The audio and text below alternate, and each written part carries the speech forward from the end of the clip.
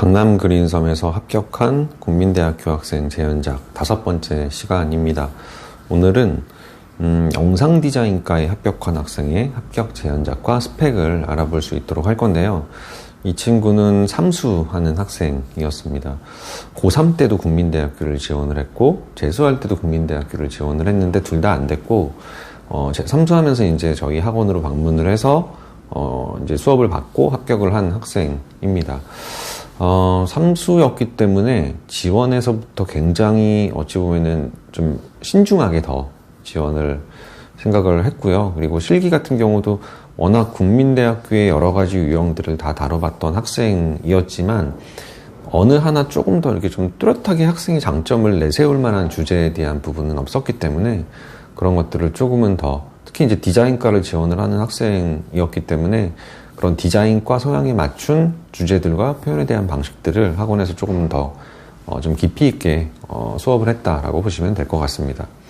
이 친구의 기본적인 스펙을 살펴보면요. 국어는 92%, 영어는 3등급 95점, 그리고 탐구는 세계사가 92%, 사회문화가 86%였습니다. 그래서 탐구는 89% 평균이었고요. 국민대학교 점수로 환산을 했을 때는 92%. 그러니까 영상디자인과가 어느 해에는 92%가 1단계에서 탈락을 하는 경우들도 있었고 어느 해에는 92%가 이렇게 좀 1단계에 무난히 합격을 하는 경우들도 있었거든요. 그러니까 일단은 1단계만 통과하면 이 친구는 실기력이 굉장히 좋았기 때문에 어느 정도의 합격에 대한 기대를 할 수 있었다라고 생각을 해요. 그래서 1단계 합격자 발표가 나는 그날 굉장히 조마조마했던 기억이 있습니다. 최종 합격도 아닌데 1단계 합격하고 나서 정말 너무 좋아했던 우리 학생의 얼굴이 생각이 납니다. 아까 초반에 말씀드린 것처럼 이 친구가 국민대학교 작년에도 봤었고, 호크니 문제도 봤었고, 그 전년도에 이제 그 기본적인 관찰을 통한 재질감에 대한 표현을 묻는 문제들도 이 친구는 시험을 봤었던 학생이었어요. 그래서 그때의 재연작들도 한번 쭉 살펴봤는데 한 가지가 빠져 있었습니다, 사실은. 그러니까 표현 능력이나 이런 것들은 어느 정도는 좀 괜찮은 친구였는데 조형에 대한 연출 능력들이 사실은 좀 많이 부족했던 친구였고요. 표현 능력은 좋지만 어느 부분의 표현에 대한 부분을 집중시키고 어느 부분을 조금은 좀 생략시켜야 될 부분, 이런 것들에 대한 조절이 좀 안 되는 친구였습니다.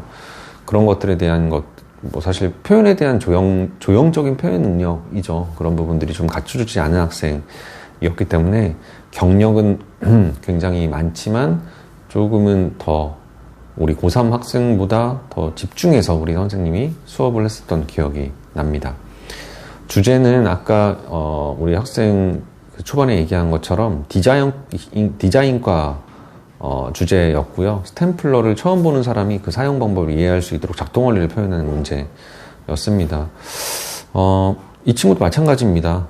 이게 이제 둘째 날 주제였기 때문에 둘째 날 시험 보는 학생들은 첫째 날 주제를 한번 그 시험 보기 전날에 해봤거든요.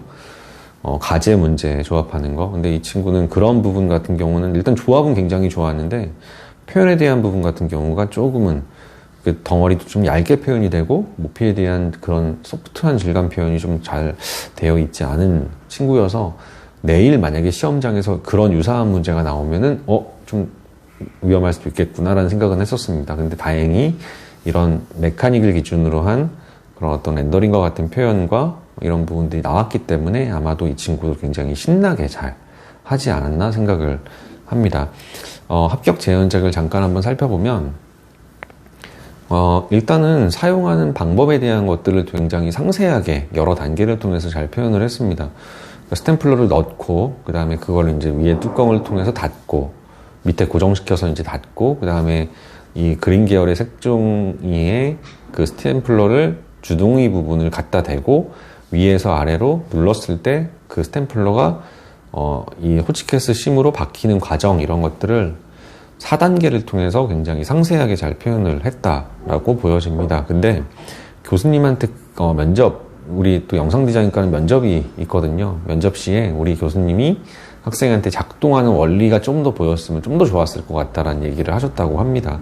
그러니까 이전에 이제 리뷰했었던 그 스탬플러 자체가 작동하는 원리, 그 안에 스프링이라든지 이런 구조들을 조금은 더 이 겉표면에 대한 부분을 투명으로 표현을 함으로써 그런 것들까지 같이 연출을 했다면 더 완벽한 점수를 받지 않았을까라는 생각을 하는데, 그런 부분은 좀 아쉽지만 그거 이외의 전반적인 표현 능력과 사용 방법에 대한 어찌 보면 이 로드맵을 잘 표현을 했다라는 게 되게 안정적인 A0 이상의 성적을 받고 합격을 한 어찌 보면은 좋은 요인이 되지 않았나 생각을 합니다.